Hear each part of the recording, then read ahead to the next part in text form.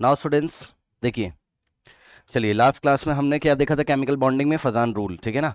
और एक फजान रूल से रिलेटेड बच्चों क्वेश्चन कर लेते हैं, फिर हम बढ़ेंगे मॉलिकुलर ऑर्बिटल थ्योरी की तरफ, ठीक है ना। ओके चलिए देखिए, कह रहा which of the following is not sorry which of the following is most favourable condition for covalent characteristic and ionic compound. ठीक है, फजान रूल आपको याद है, आयनिक बॉन्ड जहां पर बनते थे वहां कुछ ना कुछ कोवेलेंट कैरेक्टरिस्टिक होता था, और कोवेलेंट कैरेक्टरिस्टिक का अनुमान लगाने के लिए हम लोग फजान रूल का यूज करते हैं। तो आयनिक कंपाउंड में कितना आयनिक कंपाउंड में कोवेलेंट कैरेक्टरिस्टिक है, इसके लिए मोस्ट फेवरेबल कंडीशन कौन सी होगी, ठीक है ना।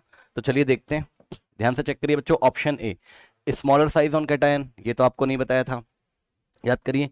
स्मॉलर, सॉरी साइज नहीं, स्मॉलर चार्ज है ना, स्मॉलर चार्ज ऑन कैटायन नहीं।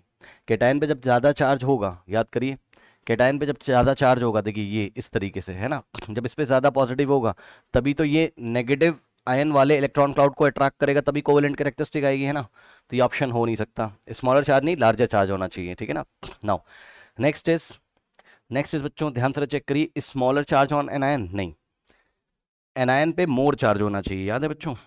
एनायन पे क्या होना चाहिए, ज़्यादा चार्ज होना चाहिए, याद करिए। अगर एनायन पे ज़्यादा नेगेटिव चार्ज होगा तभी तो इसके इलेक्ट्रॉन क्लाउड आपस में ही रिपल्शन करेंगे, ऐसा आप सोच सकते हो। ज़्यादा नेगेटिव होगा तो रिपल्शन करके कैटायन की तरफ आएंगे। बात समझ में आई कि नहीं आई, ठीक है ना। तो स्मॉलर चार्ज नहीं, लार्जर चार्ज होना चाहिए, ये भी ऑप्शन हो नहीं सकता। Smaller size of cation, cation का साइज स्मॉलर होना चाहिए, हाँ ये मुझे सही लग रहा है, क्योंकि अगर कैटायन का साइज बच्चों स्मॉलर होगा तो इस पर इफेक्टिव न्यूक्लियर पॉजिटिव चार्ज बहुत अच्छा आएगा, और ये सामने वाले कोई स्पीशी, सपोज बी माइनस यहाँ बैठा हुआ है, इससे इलेक्ट्रॉन क्लाउड को अट्रैक्ट कर लेगा, ठीक। तो स्मॉलर साइज ऑन कैटायन या ऑफ कैटायन होना चाहिए, ऑन नहीं, ऑफ, ठीक। कैटायन का साइज बच्चों छोटा होना चाहिए, यस ये मुझे सही लग रहा है। Next option D, smaller size of anion, क्या एनायन का साइज स्मॉलर होना चाहिए, नहीं। एनायन का साइज, जो एनायन आपका उसका साइज बड़ा होना चाहिए, खुद सोचिए। एनायन का साइज बड़ा होने का मतलब ये है कि इलेक्ट्रॉन क्लाउड इस तरीके से फैले हुए हैं इसमें, ये ऐसे, ठीक। तो ये ऐसा रिपल्शन करेंगे और एक ही तरफ यानी कैटायन की तरफ जाएंगे, शिफ्टिंग ऐसे करके होगी, यानी कि कोवेलेंट कैरेक्टरिस्टिक आपको देखने को मिलेगा। तो स्मॉलर साइज ऑफ एनायन नहीं, एनायन का साइज लार्जर होना चाहिए, ठीक है ना। ये देखिए, तो ऑप्शन डी भी आपका यहाँ पर नहीं होगा। आई थिंक आपको बात समझ में आ रही होगी ना बच्चों। अब हम बात करते हैं किसकी, मॉलिकुलर ऑर्बिटल थ्योरी की तरफ अब हम बढ़ेंगे। तो ध्यान से सुनिए किस तरीके से हम मॉलिकुलर ऑर्बिटल थ्योरी की तरफ बढ़ेंगे, ठीक है। तो इसका जवाब है कि पहले वीबीटी के कुछ ड्रॉबैक्स हम देख लेते हैं। वैलेंस बॉन्ड थ्योरी आपने पीछे से पढ़ के आए हो, ठीक है। अब उसके कुछ ड्रॉबैक्स देख लेते हैं भाई, ऑब्वियसली कोई नई थ्योरी कब आएगी, जब पुराने वाले में कुछ ना कुछ ड्रॉबैक्स होंगे। अब ध्यान से सुनिए चलेगा कैसे, देखिए वीबीटी में जो ड्रॉबैक्स हैं पहले वो लिखवाए जाएंगे, ठीक है ना आपको, ठीक। तो वो ड्रॉबैक्स जो भी मैं लिखूंगा यहाँ पर, ठीक है ना, बहुत सारे मैं आपको पॉइंट्स लिखवाऊंगा, ठीक। तो उसको वीबीटी नहीं एक्सप्लेन कर पा रही थी, तो फाइनली फिर हमारे पास मॉलिकुलर ऑर्बिटल थ्योरी आएगी। मैं मॉलिकुलर ऑर्बिटल थ्योरी का आपको इंट्रोडक्शन दूंगा आज की क्लास में, ठीक है। किस तरीके से एनर्जी डायग्राम बनते हैं वो सब मैं आपको यहाँ पर दिखाऊंगा, ठीक है ना। और उसके बाद फाइनली जितने ड्रॉबैक्स आप वीबीटी में पढ़ोगे उसको ही मॉलिकुलर ऑर्बिटल थ्योरी की हेल्प से करेक्ट कर लोगे, बस यही मॉलिकुलर ऑर्बिटल थ्योरी में इतना ही करना है, ठीक। तो चलिए ये स्टार्ट करते हैं। नाउ तो प्रोसेस कैसे चल रहा है, सबसे पहले आपको क्या नोट करना होगा बच्चों, लिमिटेशन ऑफ वीबीटी नोट करनी होगी, है ना। वीबीटी में जो कमियां थी, तो हेडिंग लगाइए, limitation of VBT, valence bond theory की लिमिटेशन, क्योंकि भाई इसमें कुछ ना कुछ लिमिटेशन आएंगी तभी तो आपका मॉलिकुलर ऑर्बिटल थ्योरी स्टार्ट होगा, है ना। नेक्स्ट बच्चों, नेक्स्ट कह रहा हूँ सॉरी, नंबर वन इसमें पॉइंट बच्चों हेडिंग लगाइए क्या, नंबर वन पॉइंट है पैरामैग्नेटिक बिहेवियर। अब ध्यान से सुनिए जरा, para magnetic behaviour of oxygen, ठीक है students, paramagnetic behaviour of oxygen. अब इसको थोड़ा सा समझिए, देखिए देखिए, अगर आप वीबीटी के हिसाब से जाएंगे, है ना, according to VBT, according to valence bond theory, तो पता है ध्यान से सुनिएगा बच्चों, according to valence bond theory अगर आप जाओगे, ठीक है ना, सो जो आपका ऑक्सीजन है वो एक इवन इलेक्ट्रॉन स्पेशी है, भाई आपको पता है ना। ऑक्सीजन का जो मॉलिक्यूल है, ध्यान से चेक करो, अच्छा इतना तो आपको पता ही होगा, ऑक्सीजन अपने मॉलिकुलर फॉर्म में रहता है, इस बात को तो बिल्कुल क्लियर आपको पता है ना। बात समझिए, देखिए मेरे पास एक सिलेंडर है, पहले समझ लेना भाई बच्चों बात को, देखिए ये एक सिलेंडर है इस तरीके से, और इस सिलेंडर में अगर ऑक्सीजन गैस भरी हुई है ये इस तरीके से, ठीक है ना। तो ये जो ऑक्सीजन गैस भरी हुई बच्चों, यहाँ पर ये जो पार्टिकल्स मैं आपको दिखा रहा हूँ, तो अगर मैं आपसे पूछूं कि ये ऑक्सीजन का एटम है, ये ऑक्सीजन का एटम है, या ये ऑक्सीजन का मॉलिक्यूल है, या ये ऑक्सीजन का मॉलिक्यूल है, तो जवाब है ये ऑक्सीजन का बच्चों आपका मॉलिक्यूल है। इतना तो ये 9th क्लास में आपने पढ़ा, ऑक्सीजन अपने मॉलिकुलर फॉर्म में रहता है, एटॉमिक फॉर्म में थोड़ा ना रहेगा भाई, है ना। एटॉमिक फॉर्म में स्टेबल ही नहीं होगा, तो ये वाला फॉर्म एग्जिस्ट करता है, ये नहीं करता है, तो इतना आपको पता है। तो वही मैं आपसे कह रहा हूँ, according to valence bond theory, ठीक, आपका जो ऑक्सीजन होता है बच्चों यहाँ पर, ये देखिए, अब ऑक्सीजन कैसी स्पीशी बताओ, इसमें कितने इलेक्ट्रॉन है बताओ, 8 + 8 16, भाई 8 + 8 16, तो ये इवन इलेक्ट्रॉन स्पीशी है। कैसी है? इवन इलेक्ट्रॉन स्पीशी है। इतनी बात ध्यान रखते हुए अभी रुक जाइए, अब यहाँ पर पहले आइए, पहले थोड़ा सा आपको याद दिला दूं बच्चों, अभी वहाँ पर स्टॉप किया मैंने, यहाँ पे देखो जरा, पैरामैग्नेटिक बिहेवियर ऑफ ऑक्सीजन। सबसे पहले आपको याद होना चाहिए बच्चों, पैरामैग्नेटिक मटेरियल कौन से मटेरियल होते हैं, ठीक, या पैरामैग्नेटिक मटेरियल्स या पैरामैग्नेटिक सब्सटेंस कौन से सब्सटेंस होते हैं। ओके, तो ध्यान सुनिए, ऐसे सब्सटेंस जो मैग्नेटिक फील्ड में वीकली अट्रैक्टेड होते हैं, याद है आपको, ऐसे सब्सटेंस जो मैग्नेटिक फील्ड में वीकली अट्रैक्टेड होते हैं उसको हम क्या बोलते हैं? पैरामैग्नेटिक सब्सटेंस, ठीक है ना। तो ऑक्सीजन आपका ऐसा लेबोरेटरी में देखा गया, ध्यान से सुनिए, ऐसा लेबोरेटरी में बच्चों यहाँ देखा गया कि ऑक्सीजन का जो बिहेवियर है पैरामैग्नेटिक है। मतलब सर, मतलब ऑक्सीजन को अगर आप मैग्नेटिक फील्ड में ले जाएंगे तो वीकली अट्रैक्टेड होता है। अब इसको आप ना यूट्यूब पे सर्च कर सकते हो, बहुत अच्छा एक वीडियो है, आपको मिल जाएगा, जिसका शौक हो कभी, अगर आपके पास टाइम हो तो आप यूट्यूब पे आप टाइप करिएगा पैरामैग्नेटिक बिहेवियर ऑफ ऑक्सीजन। मैं आपको थोड़ा बता देता हूँ, ध्यान से चेक करो, आपको एक ऐसा वीडियो मिलेगा। देखिए, ये आप यहीं पे देख लो, देखिए ये एक मैग्नेट का बच्चों नॉर्थ पोल है, ठीक, और ये मैग्नेट का क्या है? आपका साउथ पोल है, ठीक। ध्यान से सुनिएगा, फिर आपने क्या किया, यहाँ से लिक्विड ऑक्सीजन डाली। भाई इसको अगर आप प्रेशर लगाओगे और कूल करोगे तो लिक्विड बन जाएगी, याद रखिएगा। लिक्विड ऑक्सीजन के साथ ही टेस्ट करना है, लिक्विड ऑक्सीजन के साथ ही टेस्ट करना है, ठीक। तो यहाँ पर आपने क्या डाला? Liquid oxygen. गैशियस ऑक्सीजन क्यों नहीं लेना है अभी मैं आपको बताता हूँ। यहाँ से जब आप लिक्विड ऑक्सीजन ऐसा डालोगे, ठीक है ना, तो आप क्या देखोगे, यहाँ पे मैग्नेटिक फील्ड बन रही होगी भाई नॉर्थ से साउथ, इतना पता है ना सबको, मैग्नेटिक फील्ड यहाँ बन रही होगी इस तरीके से नॉर्थ से साउथ, ठीक। तो आप क्या देखोगे, जो लिक्विड ऑक्सीजन नीचे गिरना चाहिए था ऐसे करके, वो गिरता तो है, वो गिरता तो है, वो गिरता तो है, बट बहुत लटक लटक के गिरता है। कहने का मतलब क्या है? कहने का मतलब वहां अटक जाता है, फंस जाता है वो। भाई ऑक्सीजन के मॉलिक्यूल यहाँ फंस जाते हैं ना, ऑक्सीजन ऐसा डायरेक्टली ग्रेविटेशनल फोर्स की वजह से डायरेक्टली नीचे नहीं गिरता है, यहाँ फंस जाता है पहले थोड़ी देर के लिए, ऐसा अटक अटक के गिरता है। यानी ग्रेविटेशनल फोर्स तो लग रहा है, लेकिन इस पर कोई और भी फोर्स लग रहा है।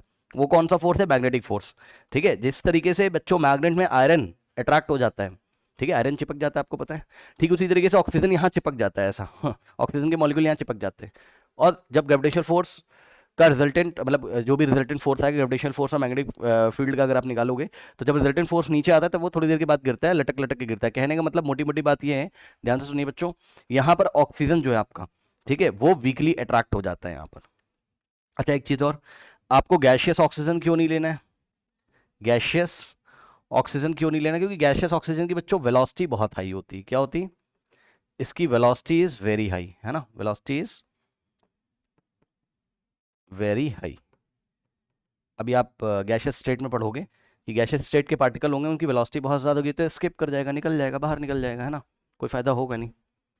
फ़ायदा होने का ना मतलब ये है कि वेलोसिटीज़ कितनी ज़्यादा है कि अपने ऊपर फोर्स लगने नहीं देता, वो अलग बात है, लेकिन हाँ ये भी वीकली अट्रैक्टेड रहता है, बट आपको रिजल्ट अच्छे नहीं मिल पाएंगे ना। तो ऑक्सीजन आपका गैशियस स्टेट में वेलोसिटी ज़्यादा होने के कारण उसकी एनर्जी बहुत ज़्यादा है ना, तो उड़ जाएगा वो, ठीक है ना।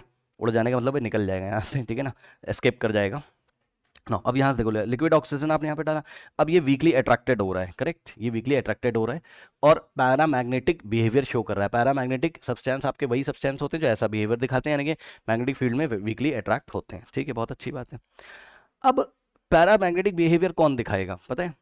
पैरामैग्नेटिक बिहेवियर दिखाने के लिए इलेक्ट्रॉन्स का अनपेयर्ड होना जरूरी है। फिर से ध्यान से सुनिए, इलेक्ट्रॉन्स का अनपेयर्ड होना जरूरी है, लेकिन यहाँ पर देखिए अकॉर्डिंग टू वीबीटी यहाँ तो इवन इलेक्ट्रॉन है, एंड इवन इलेक्ट्रॉन बच्चों, even electron always paired.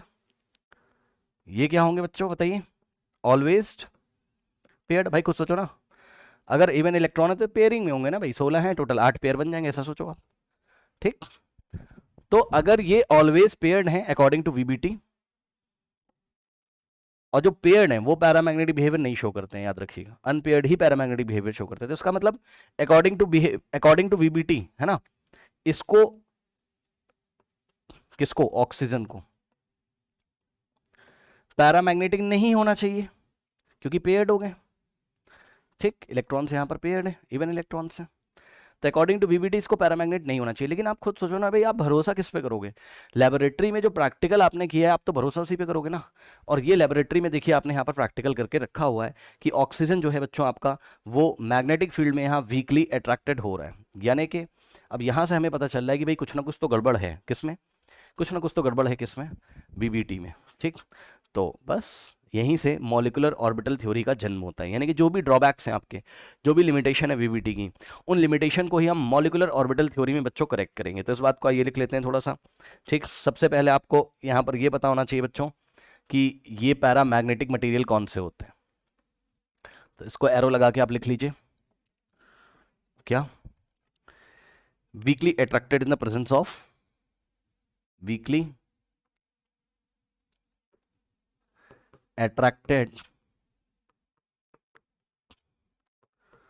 in the presence of magnetic field, okay. ऐसे सब्सटेंस जो मैग्नेटिक फील्ड के प्रेजेंस में वीकली अट्रैक्टेड होंगे, करेक्ट।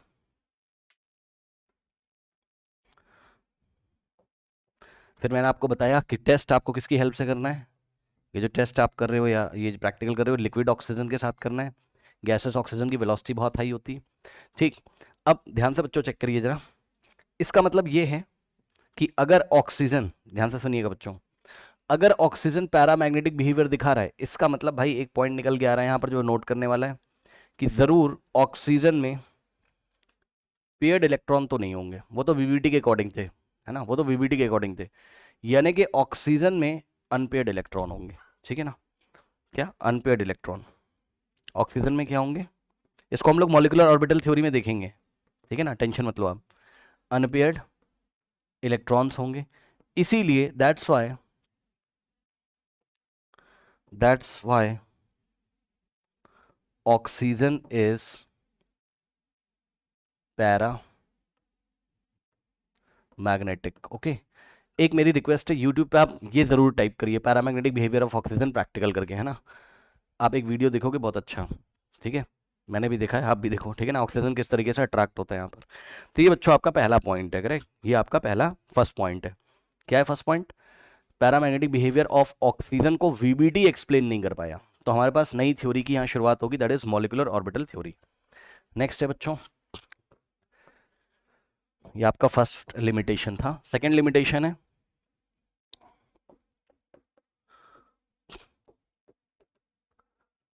फ्रैक्शनल बॉन्ड ऑर्डर,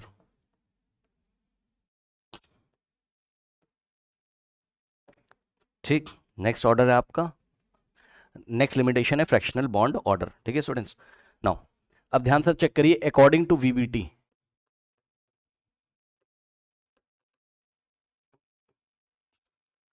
देखिए वीबीटी के अकॉर्डिंग, ठीक है बच्चों, जो भी बॉन्ड ऑर्डर आएंगे या जो भी आपका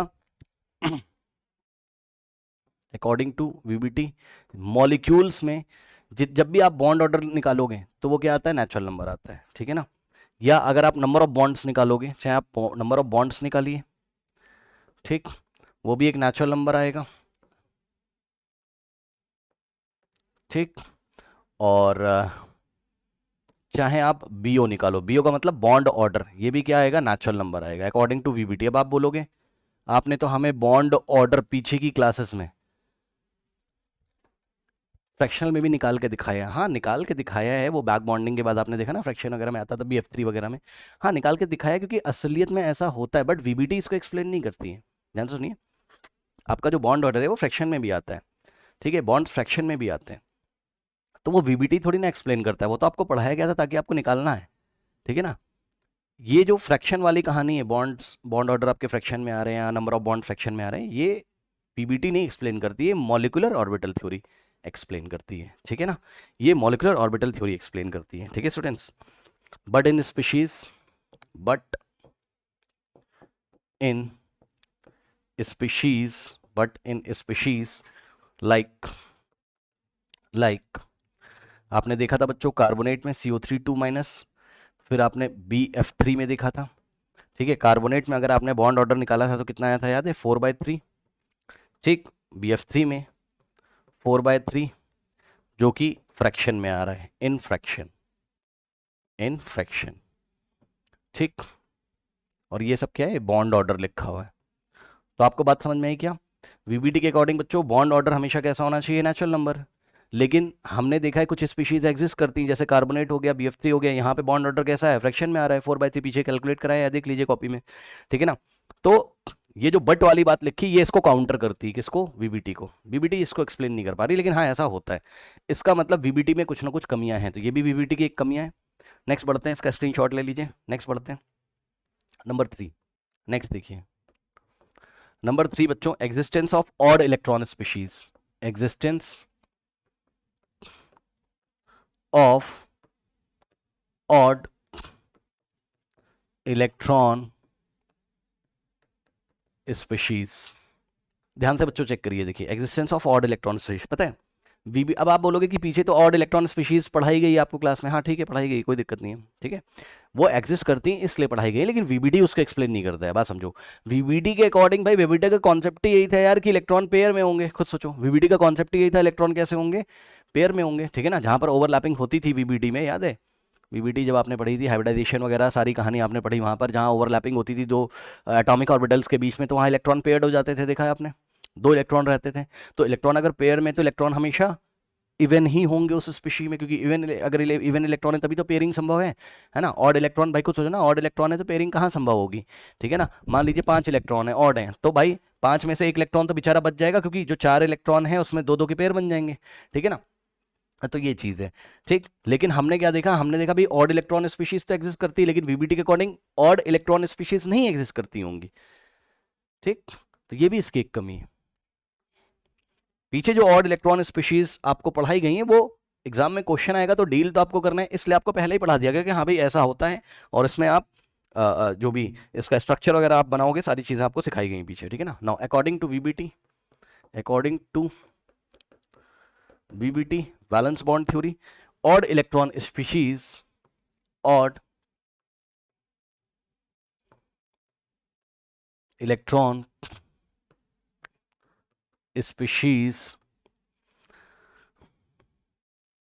ऑड इलेक्ट्रॉन स्पीशीज का नो एग्जिस्टेंस, ठीक। वीबीटी के according odd electron species exist नहीं करती, but in actual they exist, but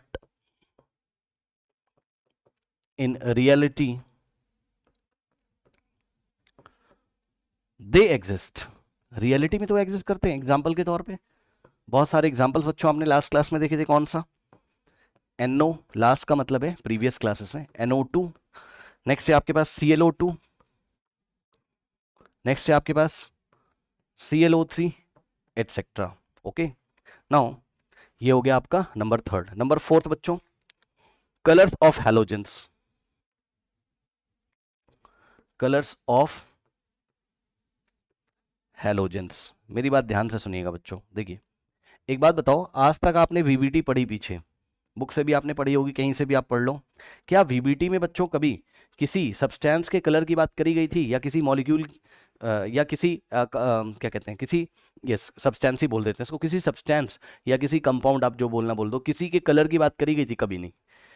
लेकिन यानी कि वीबीटी कलर्स को एक्सप्लेन नहीं कर सकती, वीबीटी कलर्स को एक्सप्लेन नहीं कर सकती। दुनिया भर के जो सब्सटेंस आपको मिलते हैं उसके जो भी कलर आते हैं उसको वीबीटी एक्सप्लेन नहीं करती थी, कलर के बारे में उसने कुछ नहीं बताया था। लेकिन यहाँ पर यानी कि ये भी वीबीटी की कमी, वो कलर के बारे में नहीं बता पा रही, रीजन नहीं बता रही भाई किसी भी सब्सटेंस में कलर क्यों है, ठीक है ना। जैसे कि हेलोजन के डिफरेंट कलर्स अभी मैं यहाँ पे लिख दूंगा, आप देख लीजिएगा, ठीक है ना। तो ये जो कलर एग्जिस्ट करते हैं हेलोजन के, जिसमें से क्लास 10th में आपने क्लोरीन गैस के बारे में पढ़ा था, याद है, येलोइश ग्रीन होती थी क्लास 10th में, और आपने आयोडीन के बारे में पढ़ा होगा, वायलेट कलर का होता है, 9th क्लास में था, ठीक। नहीं पढ़ा है तो देख लो, ठीक है ना। तो इन कलर्स को, इन ये कलर्स क्यों होते हैं इन सब्सटेंस में, या हेलोजेंस में कलर क्यों होते हैं, या किसी और भी सब्सटेंस में कलर क्यों होते हैं, इसको मॉलिक्यूलर ऑर्बिटल थ्योरी एक्सप्लेन करेगी, ठीक। तो colours of halogen, VBT does not explain cause of colours, VBT does not explained, और ये जो सारी चीज़ें देख रहे हो ना, इन्हीं सारी चीज़ों को अभी हम आगे चल के मॉलिक्यूलर ऑर्बिटल थ्योरी की हेल्प से करेक्ट करेंगे, तो आप उसके लिए परेशान मत हो। अभी तो हम लिमिटेशंस पढ़ रहे हैं वीबीटी की, कि वीबीटी ऐसा ऐसा नहीं कर पाती थी, ठीक है ना। VBT does not explain, does not explain cause of colour, cause of colour. Okay, now अब ध्यान देना बच्चों, देखिए फ्लोरीन गैस, ठीक, फ्लोरीन गैस का यहाँ कलर देखा गया, क्या होता है, पेल येलो, आप गूगल करके देख भी सकते हो, ठीक। नेक्स्ट है, क्लोरीन गैस का कलर क्या होता है, येलोइश ग्रीन टाइप का, है ना, ग्रीनिश येलो,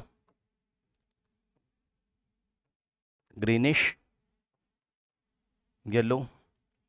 उसके बाद स्टूडेंट्स ब्रोमीन का कलर क्या होता है यहाँ पर, ब्रोमीन वाटर, आपने ब्रोमीन वाटर टेस्ट पढ़ा है क्लास 10 में, हाँ, कैसा होता है, थोड़ा सा रेडिश ब्राउन टाइप का होता है। उसके बाद आयोडीन का कलर अगर आप देखोगे, वॉयलेट कलर, गैसियस स्टेट में लिख रहा हूँ, है ना। चलिए इसका स्क्रीनशॉट ले लीजिए, स्क्रीनशॉट ले लीजिए इसका। नेक्स्ट देखिए, fifth point, fifth point. Now students देखिए, strength of,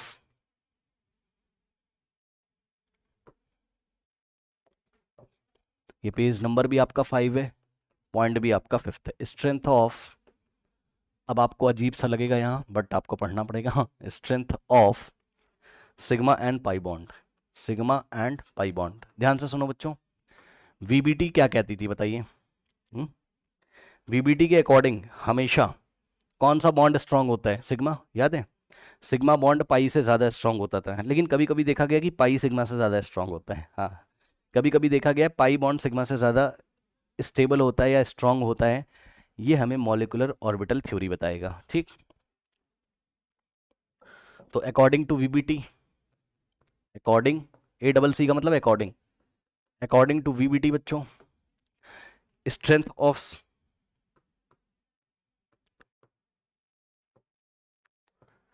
strength of sigma bond is always greater than strength of pi bond, is always greater than strength of pi bond, correct, but in some cases, but in some cases, example के तौर पे nitrogen के case में हम क्या देखेंगे बच्चों, strength of, अब आप टेंशन मत लो, ये सब आपको पढ़ाया जाएगा बाद में, है ना, strength of pi bond is greater than strength of sigma bond, correct. Now चलिए अब हम आगे बढ़ते हैं और चलते हैं हम कहाँ, मॉलिक्यूलर ऑर्बिटल थ्योरी की तरफ, करेक्ट। हेडिंग लगा लेंगे बच्चों, क्या, मॉलिक्यूलर ऑर्बिटल थ्योरी, ठीक, मॉलिक्यूलर ऑर्बिटल थ्योरी। अब देखिए जरा, मॉलिक्यूलर ऑर्बिटल थ्योरी क्या कहती है, ये बात बताने के लिए पहले हम क्या करते हैं, आपको कुछ चीज़ें दिखाते हैं, ठीक है ना, कुछ चीज़ें हम आपको दिखाने की कोशिश करते हैं। इसको पहले सेव कर लेते हैं, नहीं तो ये चला जाएगा, है ना, इसको पहले सेव कर लेते हैं, इसका फाइल नंबर नोट कर लेते हैं 242, ठीक, नहीं तो चला जाएगा, ठीक है, इसका फाइल नंबर क्या है 242। अभी आप समझिएगा ज़रा, देखिए बच्चों, जो एटॉमिक ऑर्बिटल होते थे आपके, जो आपने पहले पढ़ा हुआ है, कहाँ, क्वांटम मैकेनिकल मॉडल में, है ना, जो एटॉमिक ऑर्बिटल होते थे, नहीं याद है तो मैं थोड़ा सा आपको याद दिला देता हूँ, ठीक है, उसको आप साइन से दिखाते थे, ठीक, ज़्यादा टेंशन मत लेना, ध्यान से सुनिए बस, जो एटॉमिक ऑर्बिटल होते थे, ठीक, वो साइन, साइन मतलब एक तरीके का वेव फंक्शन होता था, वो एक तरीके का वेव फंक्शन होता था। अब कुछ लोग का दिमाग घूमने लगेगा, ये क्या बता रहे हो सर, सर बस आप इतना समझो, क्या, जैसे कोई भी एटॉमिक ऑर्बिटल है, वहाँ हम एटॉमिक ऑर्बिटल की बात करते हैं, ध्यान से पहले समझ लीजिए, चाहे आपने एस ऑर्बिटल की बात करी थी, ठीक, समझिएगा ज़रा, और चाहे आपने पी ऑर्बिटल की बात करी थी, डी ऑर्बिटल की बात करी थी, जिसकी भी आपने बात करी थी, तो ये जो शेप्स आप बनाते थे ना, मैंने आपको पढ़ाया था, ये शेप्स जो आप बना रहे हो, ये कोई डेफिनेट शेप नहीं है, ये वेव फंक्शन है। किसका वेव फंक्शन है? इलेक्ट्रॉन का वेव फंक्शन है। मतलब मतलब ध्यान से चेक करिए, इलेक्ट्रॉन का वेव फंक्शन मतलब समझो बच्चों, अंदर जो इलेक्ट्रॉन इस तरीके से इधर उधर रैंडम डायरेक्शन में, मान लो ये एस ऑर्बिटल है, अब एस ऑर्बिटल की कोई फिजिकल बाउंड्री थोड़ी ना है, इलेक्ट्रॉन रैंडम डायरेक्शन में इधर उधर घूम रहा है। ठीक उसी तरीके से जैसे कि मान लीजिए एक मच्छर को आपने एक मॉस्किटो को आपने क्या किया है, एक जार में, ऐसा एक स्फेरिकल जार है, उसमें बंद कर दिया, वो बहुत रैंडम डायरेक्शन में इधर उधर जा रहा है, तो आपको धुंधला एक ब्लर दिखाई पड़ेगा, है ना यहाँ पे, मतलब ऐसा है, ब्लर आपको दिखाई पड़ेगा ना, ऐसा मच्छर तो नहीं दिखाई पड़ेगा। ठीक है, तो ये देखिए, तो ये जो इलेक्ट्रॉन इधर उधर घूम रहा है ना, तो इलेक्ट्रॉन जो चल रहा है, तो इलेक्ट्रॉन से एसोसिएटेड कुछ वेव्स हैं, इलेक्ट्रॉन से एसोसिएटेड कुछ वेव्स हैं। ठीक, इसी तरीके से इलेक्ट्रॉन अगर इस पी ऑर्बिटल में चल रहा है, ठीक है, तो इलेक्ट्रॉन से एसोसिएटेड कुछ वेव्स हैं, इसीलिए हम बोल रहे हैं कि ये जो एटॉमिक ऑर्बिटल है एक ऐसा रीजन है जो क्या है, वेव फंक्शन है, जो क्या है, वेव फंक्शन है। इलेक्ट्रॉन से एसोसिएटेड कुछ इलेक्ट्रोमैग्नेटिक वेव्स होंगी, थोड़ा सा मैं आपको दिखा देता हूँ। ठीक, जरा समझिएगा भाई इस चीज़ को डिटेल में, है ना, इस चीज़ को आप थोड़ा डिटेल में प्लीज़ समझोगे क्या? देखो थोड़ा सा यहाँ पे एक बार आपको बच्चों समझना पड़ेगा, है ना, फिर बातें आपको अभी क्लियर हो जाएंगी, ज़्यादा टेंशन नहीं लेने का। ओके, इन सब के बारे में तो हम बाद में बात करेंगे, इसको आप छोड़िए। ये देखिए एक पिक्चर, यहाँ पे देखिए, इस पिक्चर को आप देख लो थोड़ा सा, है ना, इस पिक्चर को आप देखो थोड़ा सा, तो अगर आप देखोगे तो ये देखो, ये इलेक्ट्रॉन क्लाउड्स आपको दिखाई पड़ रहे हैं, है ना, ये इलेक्ट्रॉन क्लाउड्स हैं, मतलब इलेक्ट्रॉन इस रीजन में इधर उधर उधर घूम रहा है इस तरीके से, जो मॉस्किटो वाला मैंने आपको एग्जांपल दिया था, ठीक है ना। तो ये आपका एस ऑर्बिटल है, इसी को हम बोल रहे हैं कि क्या है, ये ऑर्बिटल्स क्या होते हैं, वेव फंक्शन होते हैं, ठीक है ना। और मैं आपको दिखाता हूँ इलेक्ट्रॉन से एसोसिएटेड वेव, और वेव को आप कैसे दिखाते हो ये बात आपको पता है, वेव को आप किस तरीके से दिखाते हो ये बात आपको पता है, साइनोसॉइडल इस तरीके से, है ना। वेव को आप ऐसा करके दिखाते हो, तो हम वेव को ऐसे ही दिखाएंगे। अभी यहाँ पे देखिए थोड़ा सा, ठीक है, इलेक्ट्रॉन वेव, इलेक्ट्रॉन वेव्स, ये देखिए, यहाँ कोई बहुत अच्छा एनिमेशन तो नहीं दिखाया गया है। ये देखिए, इलेक्ट्रॉन जब मोशन करता है तो इलेक्ट्रॉन से एसोसिएटेड वेव्स होती हैं ना, ये देखिए, ये देखिए, ये बहुत अच्छा आपको यहाँ एक फिगर मिल गया बच्चों, ठीक है। अगर ये चल जाता है, ये देखो, ये इलेक्ट्रॉन इस तरीके से चल रहा है ना, तो इलेक्ट्रॉन से एसोसिएटेड वेव है। ये देखिए, ये आपका नॉर्मल मॉडल था क्लास 9 साइंस वाला, है ना। ये देखो, यहाँ पे इलेक्ट्रॉन से एसोसिएटेड किसी वेव के बारे में बात नहीं करी गई थी। ये देखो, यहाँ पे इलेक्ट्रॉन चल रहा है, तो इलेक्ट्रॉन से एसोसिएटेड ये देखिए वेव है, इलेक्ट्रोमैग्नेटिक वेव्स होती हैं। तो इलेक्ट्रॉन जिस भी ऑर्बिटल में रहते होंगे, जिस एटॉमिक ऑर्बिटल में रहते होंगे, उन एटॉमिक ऑर्बिटल को हम कह रहे हैं वेव फंक्शन है। ये बातें आपको हायर क्लासेस में और अच्छी तरीके से समझ में आएंगी, आई थिंक मैं शायद थोड़ा बहुत आपको समझा पाया हूँ। तो इलेक्ट्रॉन से एसोसिएटेड क्या है, वेव्स हैं, इसलिए, और इलेक्ट्रॉन रहते कहाँ थे, आपके एटॉमिक ऑर्बिटल में, इसलिए बच्चों एटॉमिक ऑर्बिटल को वेव फंक्शन बोला गया। अब ध्यान से एक चीज़ और चेक करोगे, देखो एक चीज़ और चेक करोगे, और चेक करने से पहले यहाँ पर जरा देखिए, आप यहाँ पर आ जाओ। देखिए बच्चों, समथिंग इज कॉल्ड सुपरपोजिशन या इंटरफेरेंस। ध्यान से सुनिएगा, पहले सारे कॉन्सेप्ट समझ लो, फिर अभी सब क्लियर हो जाएगा आपको चल क्या रहा है। देखिए बच्चों, सुपरपोजिशन आप इसको बोल दो, इसको क्लास 12 में फिजिक्स में हम डिटेल में पढ़ेंगे। सुपरपोजिशन बोल दो आप इसको, या आप इसको बोल दो इंटरफेरेंस। देखिए होता क्या है, ये वेव है बच्चों, ये जो पीक वाला पॉइंट है इसको आप क्रेस्ट बोलते थे, याद है, और इसको आप वैली या ट्रफ बोलते थे क्लास 9 में, साउंड वाला चैप्टर पढ़ा होगा ना आपने। हालांकि साउंड मैकेनिकल वेव्स हैं आपकी, कोई बात नहीं है, हम इलेक्ट्रोमैग्नेटिक वेव्स की बात कर रहे हैं, बट ठीक है। ये क्रेस्ट है आपका, ये जो ऊंचा वाला पॉइंट है इस तरीके से, है ना, और ये ट्रफ है आपका। अब देखिए इंटरफेरेंस किस तरीके से होगा, ठीक, इंटरफेरेंस किस तरीके से होगा वो आप समझो। एक चीज़ और, यहाँ से एक लाइन ड्रॉ कर लेते हैं, ठीक, तो इसको हम बोलते हैं एम्पलीट्यूड, ठीक है, इतना आपको पता होगा, साउंड वाले चैप्टर में आपने पढ़ा होगा, डिटेल में हम इसको पढ़ेंगे फिजिक्स में, आप टेंशन मत लो, बस आप देखो, इसको आप एम्पलीट्यूड बोलते हो, ठीक। अब देखिए जरा, सुपर पोजिशन या इंटरफेरेंस का मतलब है दो या दो से ज़्यादा वेव्स, अभी हम दो वेव्स लेके चल रहे हैं, दो वेव्स आएंगी और एक दूसरे के ऊपर सुपर इम्पोज करेंगी, मतलब एक वेव इधर से आ रही है, एक वेव इधर से आ रही है और सुपर इम्पोज करेगी। आइए दिखाते हैं किस तरीके से। ये देखिए बच्चों, एक साइनोसोडल वेव इस तरीके से ले रहे हैं। अब बच्चे बोलेंगे साइनोसोडल वेव्स क्यों, साइनोसोडल मतलब समझ रहे हो भाई, साइन, साइन का ग्राफ है, साइन या कॉस का जो बोलना है बोल दो आप, ठीक है ना। तो साइनसोइडल वेव्स क्यों ले रहे हो सर?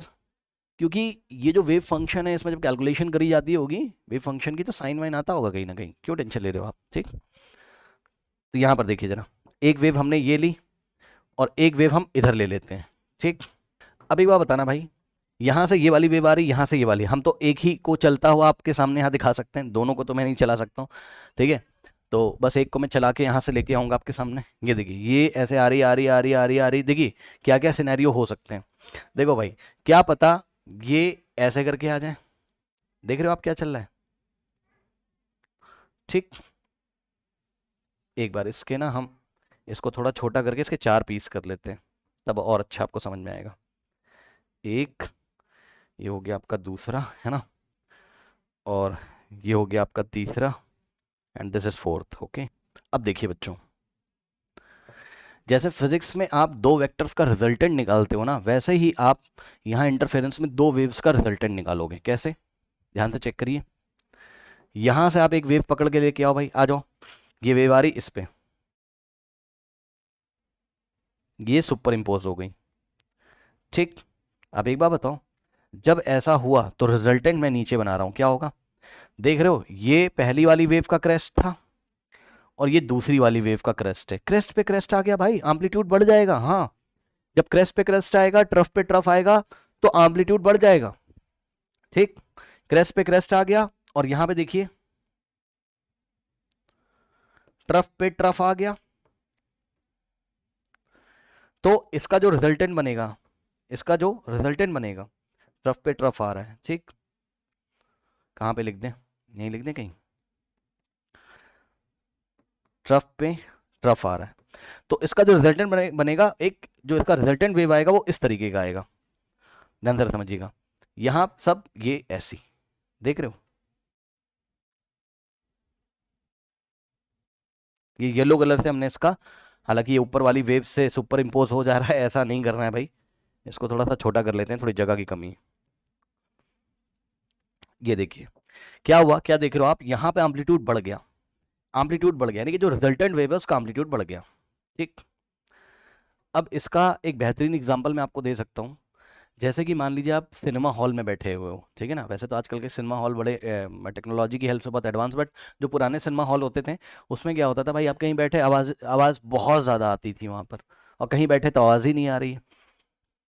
ठीक, तो ये वाली स्थिति जहाँ पे आवाज़ ज़्यादा आ रही है, रुक जाओ अभी इस बात को मैं आपको समझाता हूँ, पहले इसको भी सुपर इम्पोज करा दें। यहाँ पे क्या हुआ, एम्पलीट्यूड बढ़ गया, इसको पहले सुपर इम्पोज करा दो, फिर एग्जांपल देता हूँ, ज़्यादा अच्छा लगेगा। ऐसा भी तो हो सकता है, यहाँ से एक वेव आ रही है और उसके ऊपर सुपर इम्पोज कर रही है, कुछ स्थिति ऐसे हो रही है, ध्यान से चेक करिएगा। देखिए, हाँ भाई, अब बताओ क्या हुआ, अब बताओ क्या हुआ, जो वेव आ रही थी उसका क्रेस्ट आया यहाँ, अब क्रेस्ट पे क्रेस्ट नहीं मिल रहा है, क्रेस्ट पे ट्रफ मिल रहा है, पहले वाली वेव का क्या है, ट्रफ है यहाँ पे। अब बताओ इसका रिजल्टेंट क्या आएगा भाई, क्रेस्ट ट्रफ को खत्म कर देगा, कैंसिल कर देगा, क्रेस्ट ट्रफ को खत्म कर देगा, तो ये वेव कुछ इस तरीके से डेड हो जाएगी। डेड का मतलब उसका एम्पलीट्यूड कम हो जाएगा, तो रिजल्टेंट का एम्पलीट्यूड ऐसा हो जाएगा, ये डेड वेव है। अब ये आप सिनेमा हॉल में देखते थे पुराने ज़माने में, आप सिनेमा हॉल गए, ठीक है ना, सिनेमा हॉल में आप बैठे हुए हो, आप कहीं बैठो तो आवाज़ बहुत तेज आ रही, क्यों? क्योंकि भाई एक साउंड वेव वहाँ से आ रही होगी, एक वहाँ से आ रही होगी, दोनों सुपर इम्पोज करके क्रेस्ट के ऊपर क्रेस्ट आ रहा है, मतलब आपके कान पे जो वेव्स आ रही हैं, दो वेव्स एक साथ आ रही होंगी जिनका क्रेस्ट क्रेस्ट आपस में इंटरफेरेंस कर रहा होगा या सुपर इम्पोज कर रहा होगा, जिससे एम्पलीट्यूड बढ़ जाता है और आपका आवाज़ तेज आती है। आप उठ के वहाँ बैठ गए, तो वहाँ पे स्थिति कुछ ऐसी होगी कि जो भी साउंड वेव्स आ रही हैं, दो साउंड वेव आपके कान में आ रही हैं और उनका ट्रफ क्रेस्ट पे पड़ रहा है, ट्रफ क्रेस्ट पे पड़ रहा है, तो दोनों के एम्पलीट्यूड मतलब दोनों एक दूसरे को कैंसिल कर रहे हैं, तो रिजल्टेंट कुछ ऐसा आ रहा है जिसकी वजह से आवाज़ कम आ रही है। ठीक है, तो ये चीज़ है, हालांकि साउंड वेव्स मैकेनिकल वेव्स हैं, बट फिर भी मैंने आपको समझाया उसका एग्जांपल देके। और आप कहाँ देख सकते हो, आप कहाँ देख सकते हो, अपने मोबाइल सिग्नल्स में, मतलब मोबाइल में जो सिग्नल आता है ना, इलेक्ट्रोमैग्नेटिक वेव्स आती हैं, तो आप देखते हो कि घर के किसी कोने में सिग्नल अच्छा आ रहा है, घर के किसी कोने में सिग्नल अच्छा नहीं आ रहा है, तो क्या होता है बताइए?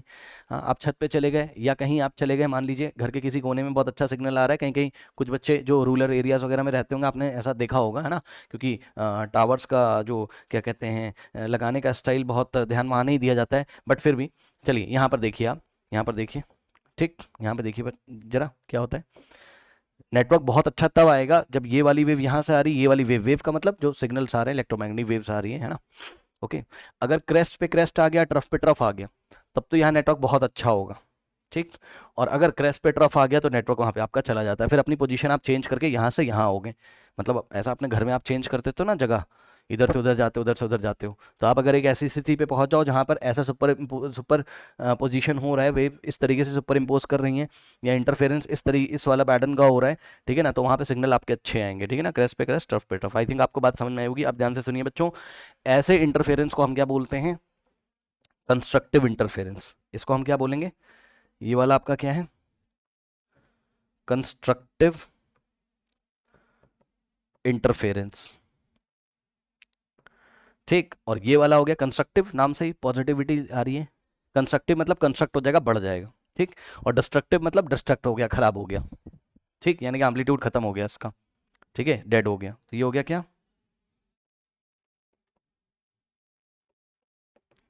डिस्ट्रक्टिव इंटरफेरेंस, ठीक। अब मेरी बात ध्यान से सुनो, जैसे यहाँ पे ये वेव्स आ रही थी, वेव आने का मतलब एटॉमिक ऑर्बिटल की वेव्स आ रही हैं, ऐसा सोच सकते हो आप? अब सोचो जरा, ऐसा सोच सकते हो आप कि एक एटॉमिक ऑर्बिटल की वेव यहाँ से आ रही, दूसरा एटॉमिक, क्योंकि भाई क्या होता है, दो एटम जब पास पास आएंगे तभी तो मॉलिक्यूल बनेगा ना। तो कोई मॉलिक्यूल बन रहा होगा, जैसे कि ऑक्सीजन का मॉलिक्यूल मान लो, जैसे कि मान लीजिए ऑक्सीजन का मॉलिक्यूल, यहाँ पे देखिए जरा, मान लीजिए ऑक्सीजन के मॉलिक्यूल का फॉर्मेशन हो रहा है according to molecular orbital theory, ठीक। तो क्या हो रहा होगा? ऑक्सीजन के दो एटम आएंगे, दो एटम आने का मतलब है दोनों एटम के एटॉमिक ऑर्बिटल आएंगे। तो दोनों के जब एटॉमिक ऑर्बिटल आ रहे होंगे, दोनों के जब एटॉमिक ऑर्बिटल आ रहे होंगे बच्चों, तो कुछ इस तरीके से, कुछ इस तरीके से, एक एटॉमिक ऑर्बिटल यहाँ से, एक एटॉमिक ऑर्बिटल यहाँ से। और एटॉमिक ऑर्बिटल्स क्या हैं? आपके वेव फंक्शन है। तो बच्चों अगर क्रेस्ट पे क्रेस्ट पड़ा तब तो कंस्ट्रक्टिव इंटरफेरेंस होगा, और अगर क्रेस्ट पे ट्रफ पड़ गया तब डिस्ट्रक्टिव इंटरफेरेंस हो जाएगा। ध्यान से सुनिएगा, एक एटॉमिक ऑर्बिटल यहाँ से आया, एक एटॉमिक ऑर्बिटल यहाँ से आया, दोनों का सुपरपोजिशन हो गया, इंटरफेरेंस होगा। एटॉमिक ऑर्बिटल क्या है? वेव फंक्शन है, या सिंपल शब्दों में बोले तो वेव्स है। तो दोनों वेव्स इस तरीके से आएंगी और सुपर इंपोज करेंगे, एक रिजल्टेंट वेव आएगी, और जो रिजल्टेंट वेव आएगी वही मॉलिक्यूलर ऑर्बिटल है। ध्यान से सुनो भाई, ध्यान से, वेरी इंपॉर्टेंट बात बता दी मैंने, according to molecular orbital theory, ठीक है। अब सुन लो मेरी बात ध्यान से, एक काम आप और करना ना, यूट्यूब पे आप सर्च करना कंस्ट्रक्टिव इंटरफेरेंस, डिस्ट्रक्टिव इंटरफेरेंस। दिखा मैंने दिया, अब मैं यूट्यूब पे यहाँ पे नहीं जा रहा हूँ, टाइम वेस्ट होगा, आप भी खुद से देख सकते हो, मैंने आपको समझाने की कोशिश करी है, ठीक। ध्यान से सुनिएगा बच्चों, एक एटॉमिक ऑर्बिटल यहाँ से आ रहा है, एक एटॉमिक ऑर्बिटल यहाँ से आ रहा है। एटॉमिक ऑर्बिटल आने का मतलब क्या है सर? वेव फंक्शन, ठीक है ना। ओके, यानी कि एक वेव इधर से आ रही है, एक वेव इधर से आ रही है, क्योंकि एटॉमिक ऑर्बिटल में कौन रहता है? इलेक्ट्रॉन। इलेक्ट्रॉन से एसोसिएटेड वेव्स आ रही हैं, इलेक्ट्रॉन से एसोसिएटेड वेव्स होती हैं, तो एक वेव इधर से आ रही है, एक वेव इधर से आ रही है, सुपर इंपोज कर रही है, तो रिजल्टेंट ऐसा भी आ सकता है, रिजल्टेंट ऐसा भी आ सकता है, ठीक है स्टूडेंट्स। ओके, तो इस तरीके से हमने यहाँ पर ये देखा कि दो एटॉमिक ऑर्बिटल के सुपर इंपोज करने से या दो एटॉमिक ऑर्बिटल के वेव फंक्शन के इंटरफेरेंस से मॉलिक्यूलर ऑर्बिटल बनता है। ध्यान से सुनिए जरा, ठीक है ना। तो यहां से आपको एक बात पता चल रही है बहुत अच्छी तरीके से, ध्यान से समझिए, क्या कि एक एटॉमिक ऑर्बिटल यहां से आएगा, ठीक, और एक एटॉमिक, क्या मैं पीछे लिख दूं इस बात को, आप समझ जाओगे। या इस बात को सिंप्लीफाइड करके ऐसे लिख सकते हैं क्या? एक एटॉमिक ऑर्बिटल इधर से और एक एटॉमिक ऑर्बिटल इधर से, ठीक। एटॉमिक ऑर्बिटल को हमने एओ से दिखाया, ये आप ध्यान रखिएगा हमेशा। शॉर्ट में मैं एटॉमिक ऑर्बिटल को कैसे लिखूंगा बच्चों? एओ से। ये क्या आपका एटॉमिक ऑर्बिटल है, ठीक। और मॉलिक्यूलर ऑर्बिटल को मैं कैसे बोलूंगा? एमओ से। अब बताओ, दो एटॉमिक ऑर्बिटल जब पास पास आएंगे सुपर पोजिशन होगा या इंटरफेरेंस होगा? सुपर पोजिशन होगा या इंटरफेरेंस होगा, आप कह सकते हो। तब जाके आपका क्या बनेगा बच्चों? Molecular orbital. यानी कि आज तक आप इलेक्ट्रॉन कहाँ फिल करते थे? एटॉमिक ऑर्बिटल में, याद है। अब हम मॉलिक्यूलर ऑर्बिटल में फिल करेंगे, नई चीज आ गई according to molecular orbital theory, कुछ नया ही बन के आ जाएगा मॉलिक्यूलर ऑर्बिटल, उसमें इलेक्ट्रॉन फिल करोगे आप। बात समझ में आई थिंक आपके आई होगी, अभी और समझ में आएगी। अब कुछ बातें ये नोट कर लेते हैं, ठीक, कुछ बातें नोट कर ले।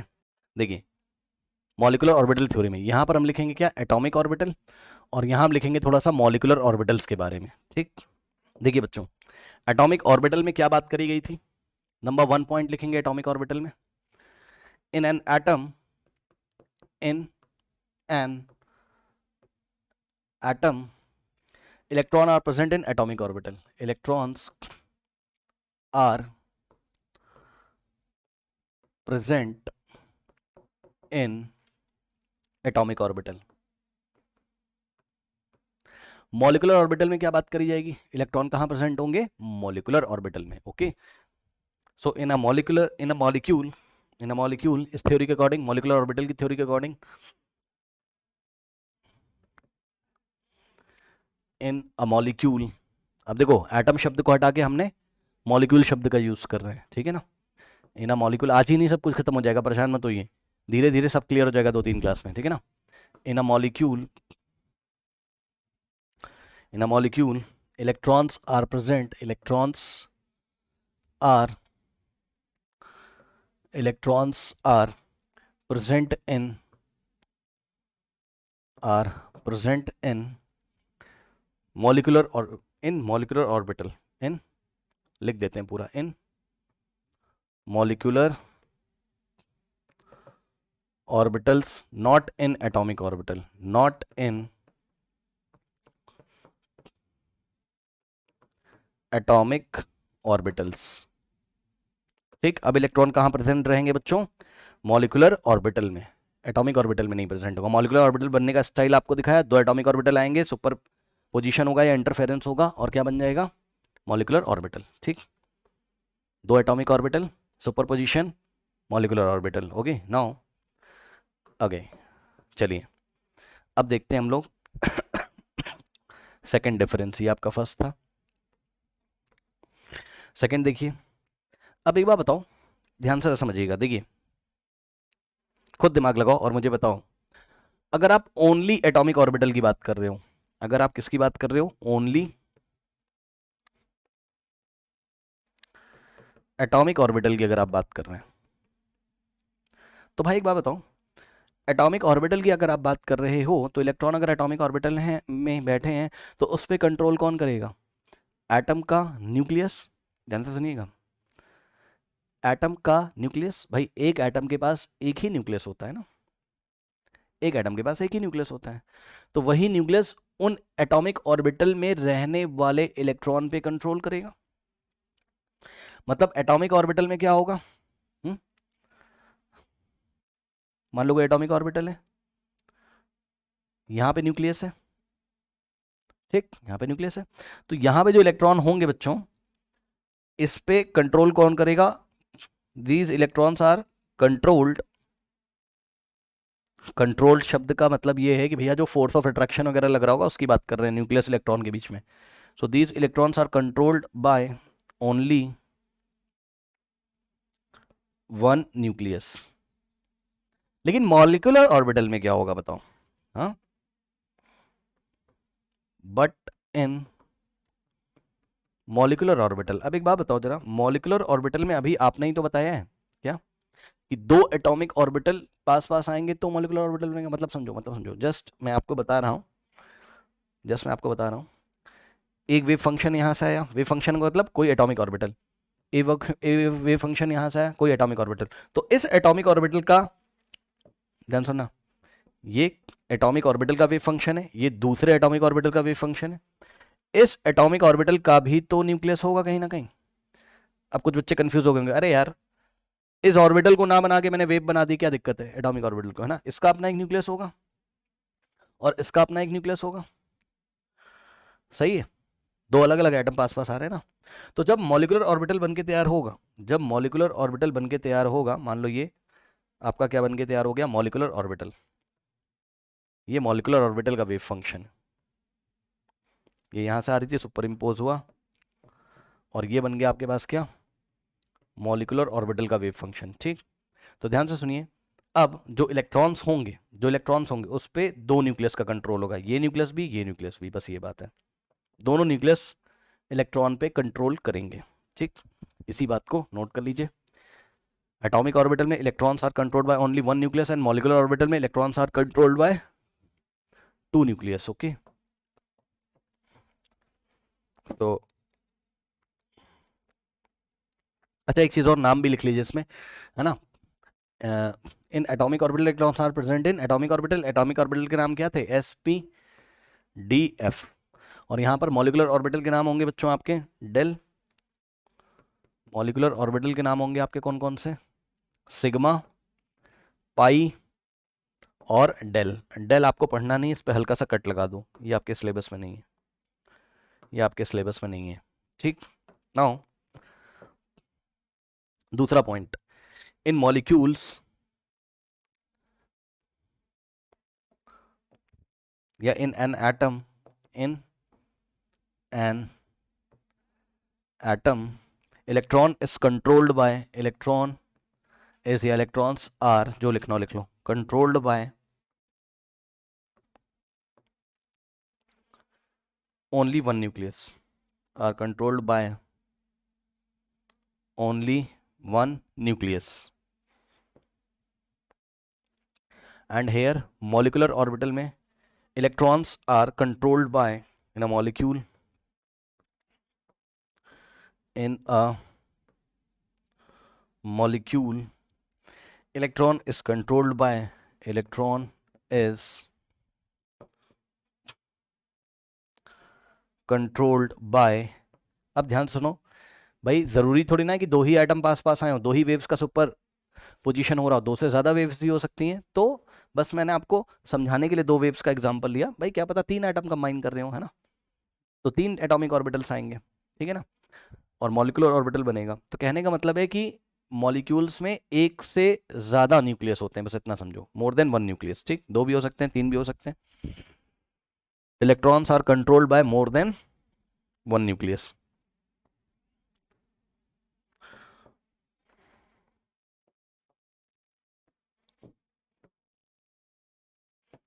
ठीक, इसका आप स्क्रीनशॉट ले लीजिए, फिर हम आगे बढ़ते हैं।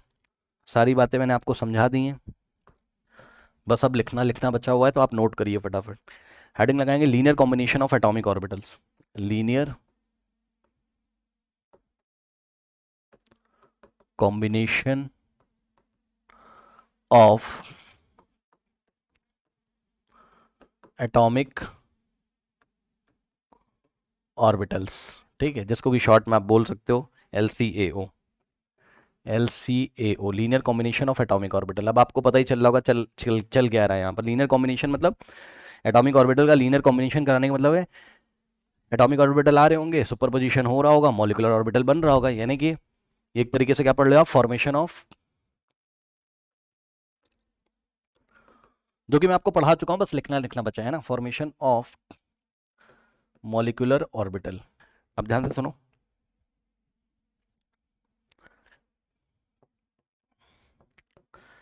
इंटरफेरेंस या super position of atomic orbital, orbitals कर देते हैं ना, एटॉमिक ऑर्बिटल्स का सुपर पोजिशन दो तरीके से हो सकता है। नंबर वन है आपका कंस्ट्रक्टिव इंटरफेरेंस,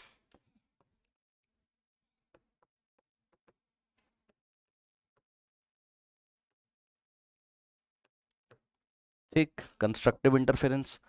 और कंस्ट्रक्टिव इंटरफेरेंस में नोट करिए, when electron wave, when electron wave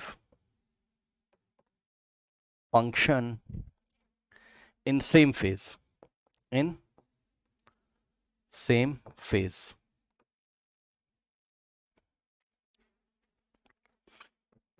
तो CI बनता है, यानी कंस्ट्रक्टिव इंटरफेरेंस होता है, जो कि अभी मैंने आपको दिखाया था। जब सेम फेज में आने का मतलब क्या है, सेम फेज में आने का मतलब है ये वाली वेव है और इधर से ये वाली वेव है, ठीक, दोनों सुपर इम्पोज करेंगे, क्रेस्ट पे क्रेस्ट आएगा, ये इस तरीके से, और जो रिजल्टेंट होगा उसमें एम्पलीट्यूड आपको ज़्यादा मिलेगा।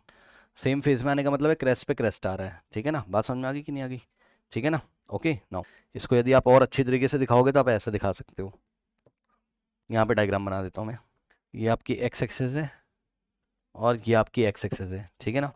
मान लीजिए कोई ए नाम का एटम है, उसके वेव फंक्शन को साइन ए से दिखाया है, ए नाम का एटम उसके वेव फंक्शन को साइन ए से दिखाया है, ये रही इसकी वेव। और इसी तरीके से कोई दूसरा एटम है, उस एटम का नाम बी है और उसकी वेव को, उसके वेव फंक्शन को साइन बी से दिखाया है। तो इनका जो रिजल्टेंट आएगा मैं यहाँ नीचे दिखा रहा हूँ, कंस्ट्रक्टिव में क्या होगा बताओ, कंस्ट्रक्टिव में क्या होगा बताओ, दोनों सुपर इम्पोज करेंगी और क्रेस्ट पे क्रेस्ट आएगा, ट्रफ पे ट्रफ, तो एम्पलीट्यूड क्या हो जाएगा, बढ़ जाएगा, ये देखिए।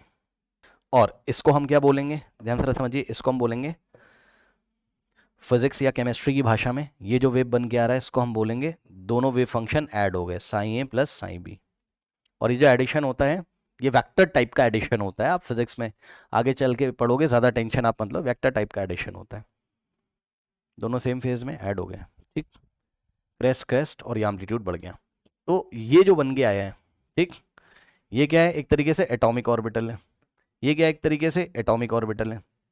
और ये क्या है, एक तरीके से मॉलिकुलर ऑर्बिटल का वेव फंक्शन है, ठीक। बात समझ में आ गई कि नहीं आ गई? ये चीज़ है, करेक्ट। अब ध्यान से समझिएगा बच्चों, जब भी कंस्ट्रक्टिव इंटरफेरेंस होगा, जब भी कंस्ट्रक्टिव इंटरफेरेंस होगा, ठीक है ना, तो जो मॉलिकुलर ऑर्बिटल बन के आएगा उसको बॉन्डिंग मॉलिकुलर ऑर्बिटल बोलेंगे। क्या बोलेंगे? Bonding molecular orbital. मैं लिख देता हूं, बॉन्डिंग मॉलिकुलर ऑर्बिटल। मतलब जब भी कंस्ट्रक्टिव इंटरफेरेंस होगा दो एटॉमिक ऑर्बिटल के बीच में, तो बन के क्या आएगा? बीएमओ। एक होता है बॉन्डिंग, एक होता है एंटी बॉन्डिंग, है ना। सो यहां पर बन के आएगा बॉन्डिंग मॉलिकुलर ऑर्बिटल। और अगर इसी का जस्ट रिवर्स केस हुआ, क्रेस्ट पे ट्रफ आ गया और वेव डेड करने लगी, रिजल्टेंट वेव डेड करने लगी, एम्पलीट्यूड कम हो गया, तो वहाँ एंटी बॉन्डिंग मॉलिकुलर ऑर्बिटल बनता है। वो भी मैं आपको लिखवा देता हूँ, पहले इसका स्क्रीनशॉट ले लीजिए। स्क्रीनशॉट ले लीजिए। ये कंस्ट्रक्टिव था, अब नंबर 2 लिखेंगे destructive. Number 2 is destructive interference.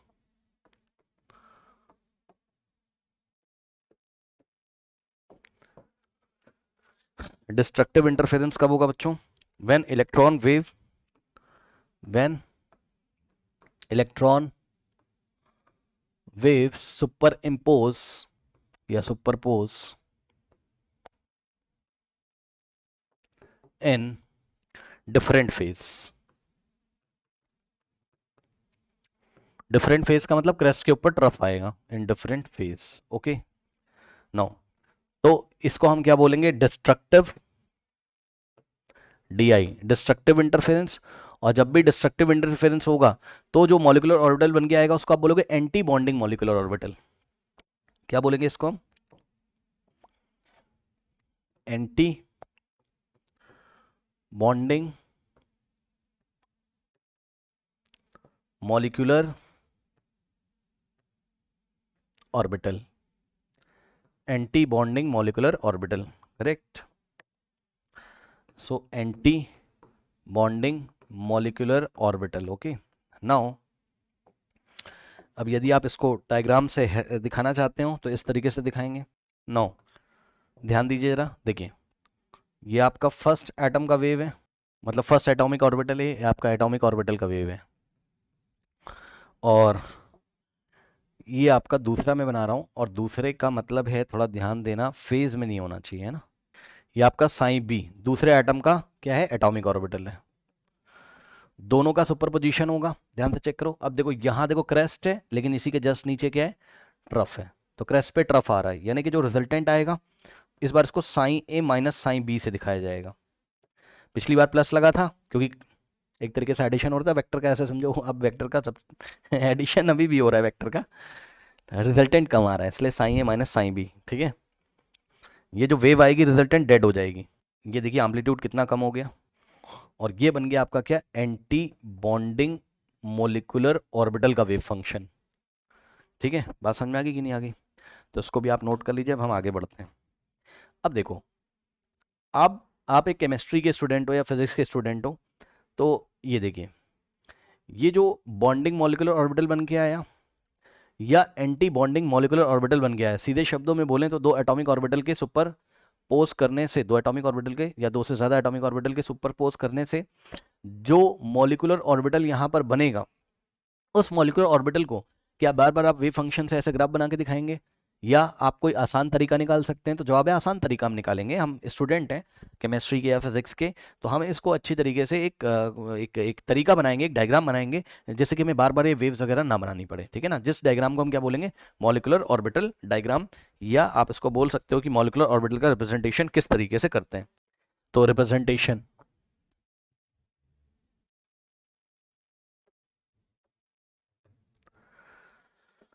Representation अब देखो जरा, रिप्रेजेंटेशन कैसे करोगे भाई?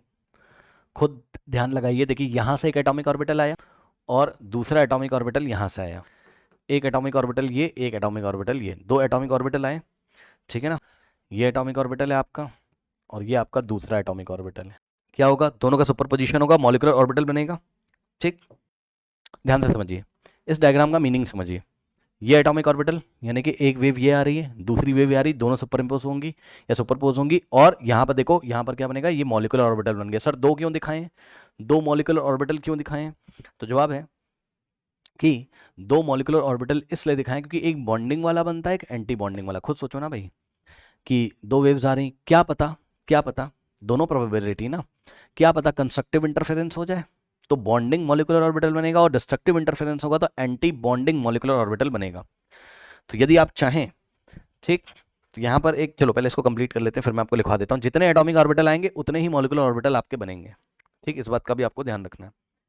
अब ध्यान दो बच्चों, ये दोनों एटॉमिक ऑर्बिटल थे, तो ये बन गया आपका क्या, ये बन गया आपका बॉन्डिंग मॉलिक्यूलर ऑर्बिटल, BMO। ठीक, और ये बन गया आपका एंटी बॉन्डिंग मॉलिक्यूलर ऑर्बिटल। ठीक, और ध्यान से सुनिएगा, इसको हमने नीचे क्यों दिखाया, इसको ऊपर, इसका भी तरीका होता है।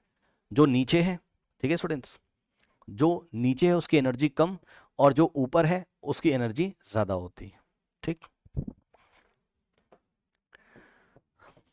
यानी कि यहां पर क्या है, लेस एनर्जी BMO में, यहां क्या है, लेस एनर्जी, और यहां एंटी बॉन्डिंग मॉलिक्यूलर ऑर्बिटल की एनर्जी हाई है, हाई एनर्जी।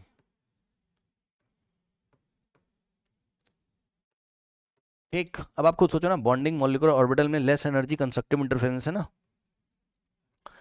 ठीक, इनका सुपरपोजिशन हुआ, जब क्रेस्ट पे क्रेस्ट आएगा, ट्रफ पे ट्रफ, है ना, तो अंदर इलेक्ट्रॉन क्लाउड्स में इतना रिपल्शन नहीं होता इस स्थिति में, ऐसे समझो आप, इतना रिपल्शन नहीं होता, तो एनर्जी लेस हो जाती है, ऐसे समझो आप। और अगर एंटी बॉन्डिंग मॉलिक्यूलर ऑर्बिटल हो रहा होगा तो जब क्रेस्ट पे ट्रफ आएगा ना, या ट्रफ पे क्रेस्ट आएगा, या डिस्ट्रक्टिव इंटरफेरेंस होगा, तो इस टाइम इलेक्ट्रॉन्स क्लाउड के बीच में रिपल्शन बहुत ज़्यादा होता है, ये आप समझिए इस तरीके से। ठीक, तो सिस्टम की एनर्जी, या सिस्टम तो नहीं बोलेंगे, एंटी बॉन्डिंग मॉलिक्यूलर ऑर्बिटल जो भी होता है उसकी एनर्जी क्या हो जाती है, बढ़ जाती है। तो याद रखना है आपको, जब भी आप ऐसा दिखाओगे तो नीचे वाला BMO होता है, ऊपर वाला ABMO होता है। नीचे का मतलब एनर्जी कम, ऊपर का मतलब एनर्जी ज़्यादा। ठीक, इस बात का आपको ध्यान रखना, हर एक बात का आपको ध्यान रखना है, जो भी आप डायग्राम में बनाते हो आप कर क्या रहे हो। फिर से एक बार थोड़ा सा बता देता हूँ, एक एटॉमिक ऑर्बिटल यहाँ से आ रहा है, यहाँ से दोनों सुपर पोज कर रहे हैं, और दो मॉलिक्यूलर ऑर्बिटल बन रहे हैं। नीचे वाला कहलाएगा BMO, नीचे वाला BMO, नीचे का मतलब एनर्जी लेस, ऊपर का मतलब एनर्जी ज़्यादा। यानी कि इन दोनों में ज़्यादा स्टेबल कौन है, BMO, लेस एनर्जी वाला ज़्यादा स्टेबल होता है। ठीक, चलो अब ध्यान से चेक करिए, यहीं पर आप एक दो बातें लिखोगे क्या, देखो जो मैंने आपको यहाँ बताया वही मैं यहाँ पे लिखवा रहा हूँ। अगर एटॉमिक ऑर्बिटल आपके आएंगे कितने, 2, तो मॉलिक्यूलर ऑर्बिटल भी 2 बनेंगे, चेक कर लो, एक बॉन्डिंग वाला, एक एंटी बॉन्डिंग वाला। एटॉमिक ऑर्बिटल अगर 4 आ गए तो मॉलिक्यूलर ऑर्बिटल कितना हो जाएगा, इसका डबल, नो डबल नहीं होगा, उतना ही होगा। ठीक, 4। ठीक, इसी तरीके से एटॉमिक ऑर्बिटल अगर 6 आ रहे हैं तो मॉलिक्यूलर ऑर्बिटल भी कितने बनेंगे, 6। समझ रहे हो, 6 में से हाफ यानी कि 3 होंगे कौन से, BMO वाले, और हाफ होंगे आपके एंटी ABMO वाले। बात समझ गया कि नहीं? चलो अब इसमें पॉइंट नोट कर लीजिए बच्चों, मॉलिक्यूलर ऑर्बिटल,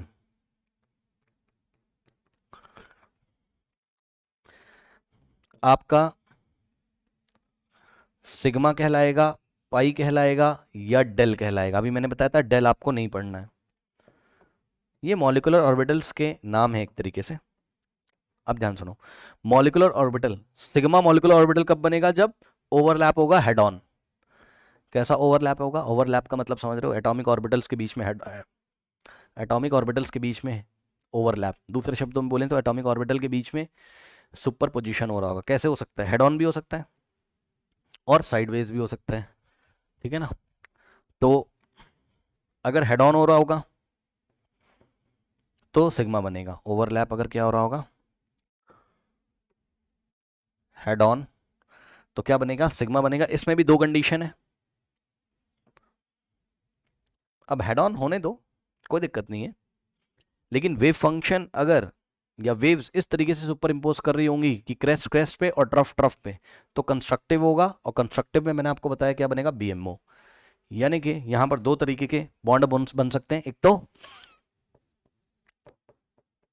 बॉन्ड कह रहा हूँ, वेरी सॉरी, यहाँ दो तरीके के मॉलिक्यूलर ऑर्बिटल बन सकते हैं, बॉन्डिंग मॉलिक्यूलर ऑर्बिटल, इसको हम सिग्मा से दिखाते हैं, और एक होता है एंटी बॉन्डिंग मॉलिक्यूलर ऑर्बिटल, इसको हम सिग्मा स्टार से दिखाते हैं। आप बुक में देखोगे ऐसे लिखा रहेगा, तो जहां पे भी सिग्मा स्टार लिखा है समझ जाना एंटी बॉन्डिंग मॉलिक्यूलर ऑर्बिटल की बात कर रहे हैं। फिर से समझ लो मॉलिक्यूलर ऑर्बिटल के नाम क्या क्या हैं, सिग्मा, पाई और डेल।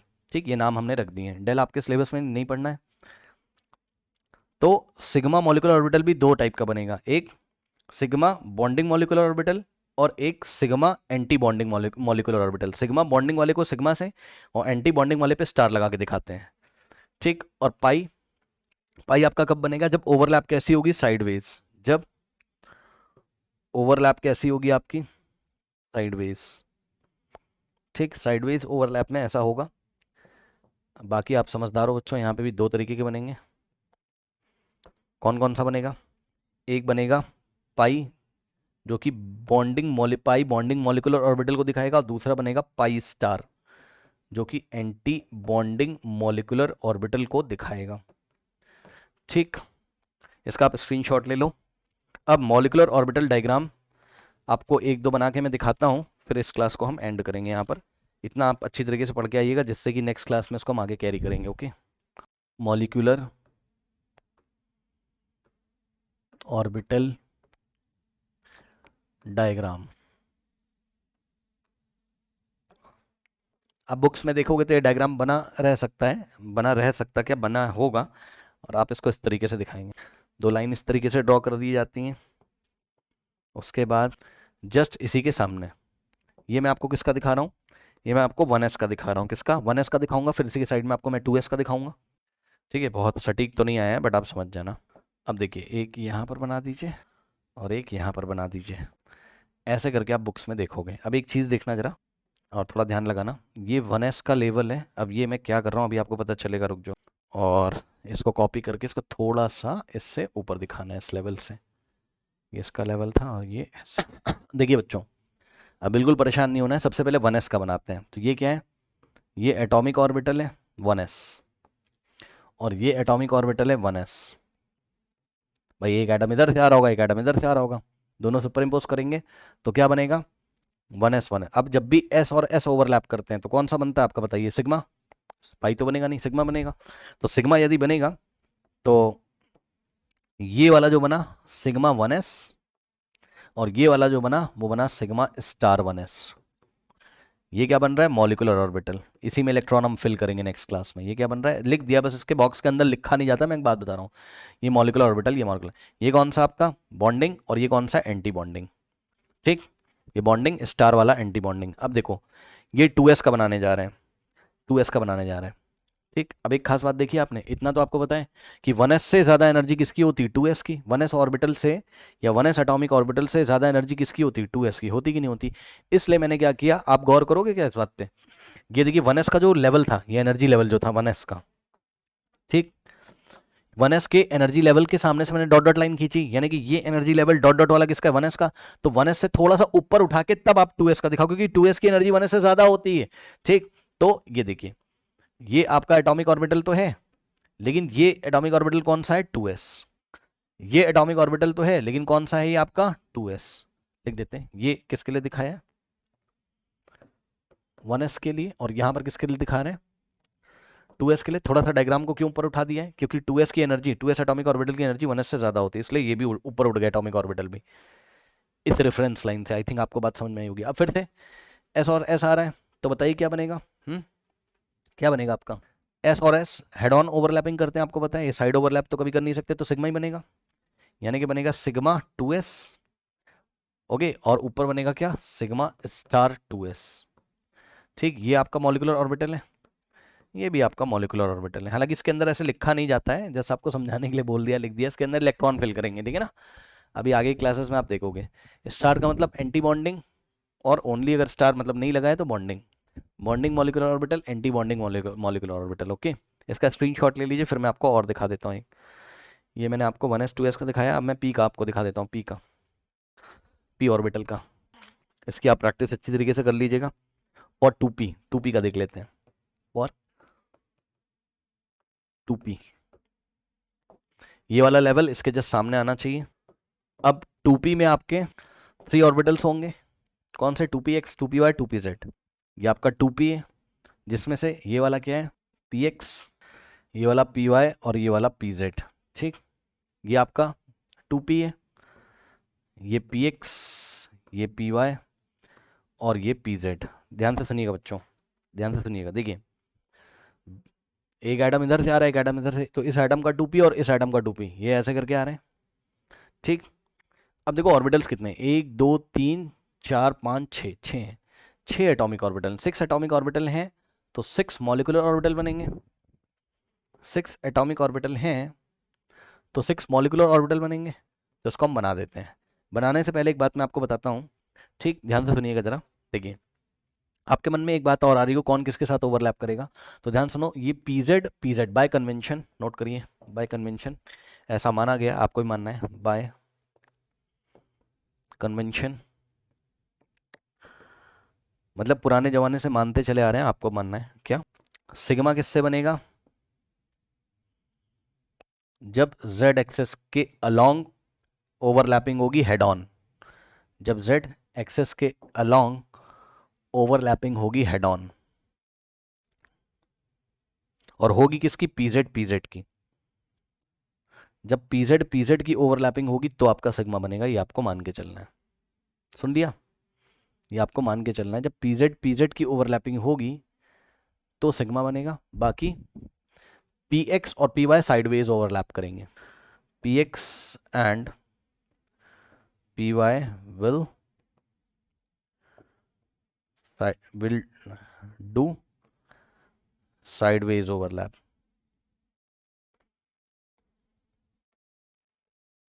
तो आपका पाई बनेगा और यहाँ आपका सिग्मा बनेगा। ठीक, अब आइए इसी बात को ध्यान में रखते हुए हम क्या करते हैं, पहले तो टोटल हम 6 बनाते हैं। क्या बनाते हैं? टोटल हम 6 बनाते हैं, मॉलिक्यूलर ऑर्बिटल 6 टोटल। ऐसा आप देखोगे बुक्स में बना रहता है, ये मॉलिक्यूलर ऑर्बिटल डायग्राम होता है। अच्छा, क्या आपको करना है? करना है, बिल्कुल बना के आपको प्रैक्टिस करनी है। स्कूल में पक्का आएगा, स्कूल में पक्का आएगा भाई, ऐसा हो ही नहीं सकता स्कूल में ना आए। ठीक, अभी तो मैं इसको बड़ा साज सज्जे के साथ बना रहा हूँ।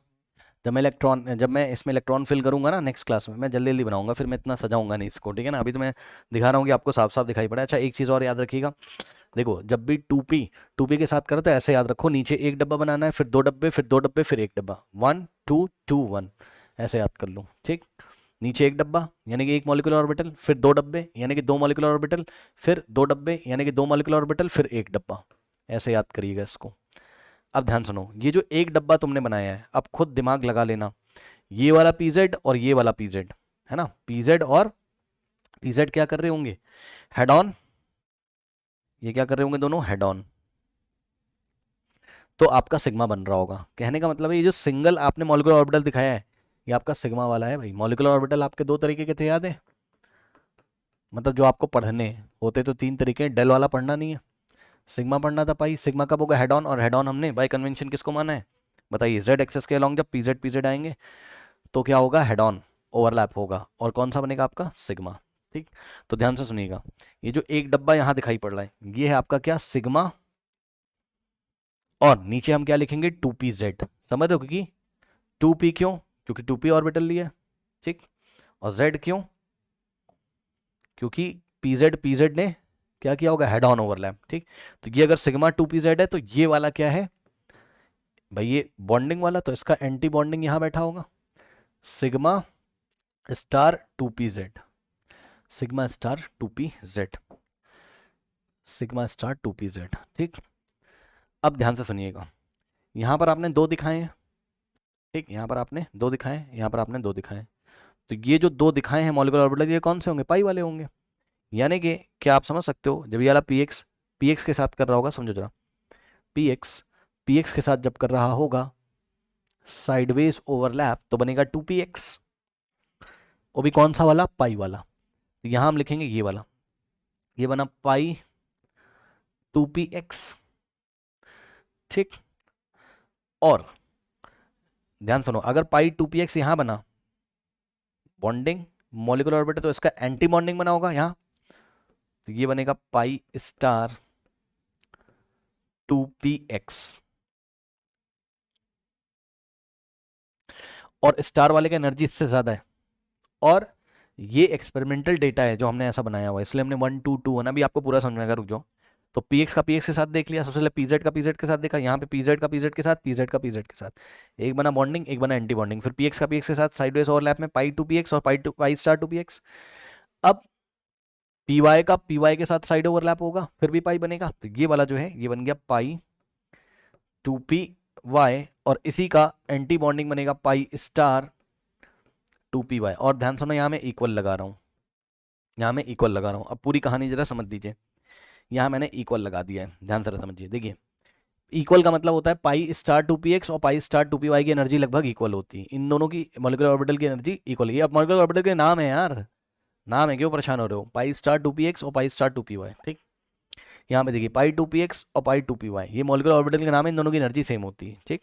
और सिग्मा 2pz और sigma star 2pz, sigma 2pz की एनर्जी सबसे कम, उससे ज़्यादा इन दोनों की, और दोनों की आपस में इक्वल, उससे ज़्यादा इन दोनों की, और आपस में इक्वल, उससे ज़्यादा इन दोनों की। यानी कि बच्चों ये एनर्जी का इंक्रीजिंग ऑर्डर है, ये एनर्जी का इंक्रीजिंग ऑर्डर यहाँ साइड में लिख दें, ये क्या है, इंक्रीजिंग ऑर्डर ऑफ एनर्जी। इसको हमें स्टार्टिंग में ही लिख लेना चाहिए था, जब हमने आपको स्टार्टिंग में बताया था यहाँ पर रिप्रेजेंटेशन में, ओके, इंक्रीजिंग एनर्जी, ओके। अब देखो, अब हम क्या करने जा रहे हैं बच्चों, मैंने आपको 1s का बताया, 2s का बताया, 2p का बताया। अब हम सबको कंबाइन करके एक जनरल मॉलिक्यूलर ऑर्बिटल बना रहे हैं, यानी कि जिसमें 1s 2s और 2p तीनों को एक साथ दिखाएंगे, क्योंकि जब आप इलेक्ट्रॉन फिल करोगे तो याद है ना, 1s में, फिर 2s में, फिर 2p में, इस तरीके से, ठीक। तो अब हम क्या करने जा रहे हैं यहाँ पर, ध्यान से चेक करिए, जनरल मॉलिक्यूलर ऑर्बिटल डायग्राम।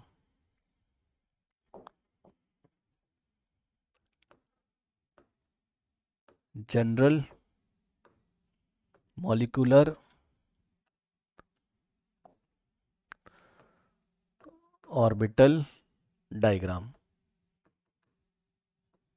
अब एक शब्दों पर जरा ध्यान दीजिएगा, यहाँ पर मैंने क्या लिखा है, यहाँ पर मैंने लिखा है जनरल। जनरल का क्या मतलब है, अभी कुछ एक्सेप्शन केसेस भी, एक्सेप्शन तो नहीं होते, प्रैक्टिकली ऐसा हमने देखा है एक्सपेरिमेंटली, है ना, तो कुछ अलग केसेस भी आएंगे जिसको अलग से आपको याद कराया जाएगा नेक्स्ट क्लासेस में। अभी हमने जनरल बना रहे हैं यहाँ पर, तो कहीं कुछ लोगों ने पढ़ लिया तो भैया मैच मत कराने लगना, है ना। अभी एक जनरलाइज डायग्राम हम यहाँ बना रहे हैं एक जनरल वे में, ओके। सबसे पहले क्या होगा बताइए, अब मैं जल्दी जल्दी बना दे रहा हूँ, समझ जाना। ये होगा 1s, ठीक, तो यहाँ पर होगा इसके सामने 1s आएंगे, हेड ऑन करेंगे, क्या बनेगा, एक बनेगा आपके पास क्या, सिग्मा 1s, और दूसरा बनेगा sigma star 1s। Sigma star 1s anti bonding वाले की, और सिग्मा 1s जो कि बॉन्डिंग वाला है से एनर्जी ज़्यादा होगी। फिर 2s, एक 2s इधर से और एक 2s इधर से। अब मैं जल्दी जल्दी बना रहा हूँ, समझ जाना, दो 2s आ रहे हैं तो दो बनेंगे आपके, थोड़ा और ऊपर से बनाना पड़ेगा। ये 2s इधर से, ये 2s, ये क्या बनेगा, सिग्मा 2s, और ऊपर वाला क्या है, सिग्मा स्टार 2s, ठीक। ये 1s का, फिर 2s का, आप 2p का दिखाइए। तो 2p के लिए 2p, 2p में भी ये px, ये py, ये pz, 2p में ये हो गया आपका px py pz, टोटल 6 बनाने हैं, और 1 2 2 1, यानी कि कुछ ऐसा। अब देखिए pz क्या करेंगे, हेड ऑन, तो क्या बनेगा, सिग्मा 2pz यहाँ, ये वाला, ठीक। भाई इन दोनों को मिक्स मत कर देना यार, है ना। ये सिग्मा 2pz, ये इस बॉक्स से ऊपर लिखा हुआ है सिग्मा 2pz, और ये वाला जो बनेगा ये कौन सा हो जाएगा, ये वाला सिग्मा स्टार 2pz, ठीक। और ये वाला कौन सा है, ये है आपका x, और x वाला करेगा तो 2px की एनर्जी 2py के इक्वल, और इन्हीं का एंटी बॉन्डिंग यहाँ बनेगा 2p पाई वाला बनेगा ना, तो इसका नाम पाई होगा। देखो ये वाला होगा आपका पाई 2px, और इसकी एनर्जी इक्वल लगा देंगे क्योंकि पाई 2py के इक्वल होगी, पाई 2px बराबर पाई 2py, और पाई 2px का एंटी बॉन्डिंग इधर बनेगा, तो ये होगा ये वाला पाई स्टार 2px बराबर पाई स्टार 2py। कुछ नहीं किया है, पीछे जो आपको 1s का 2s का 2p का दिखाया, इन सबको एक साथ हमने दिखा दिया। ठीक, आई थिंक आपको बात समझ में आई होगी मेरी, ठीक है ना। ओके, नाउ और आप पीछे से इसको मैच भी करा लेना, कोई दिक्कत नहीं है, और इसकी प्रैक्टिस करके तब आइएगा नेक्स्ट क्लास में। जैसे जैसे मैंने बनाया है आपको आना चाहिए, कॉपी पे साफ तरीके से इसको बनाइए। ठीक, बुक में इसकी एनसीईआरटी में इमेज देखिए किस तरीके से है ना, थोड़ा सफाई से इसको बनाओगे आप। ऐसे ही बना के आपको एग्जाम में फिलिंग करनी होंगी इलेक्ट्रॉन की, ठीक है ना। तो ये क्या है, increasing order of energy, correct, increasing order of energy. ठीक है स्टूडेंट्स, चलिए इसको अभी हम यहाँ पर एंड करते हैं। इतना आप अच्छी तरीके से पहले पढ़ के आइए, ठीक है स्टूडेंट्स, ओके।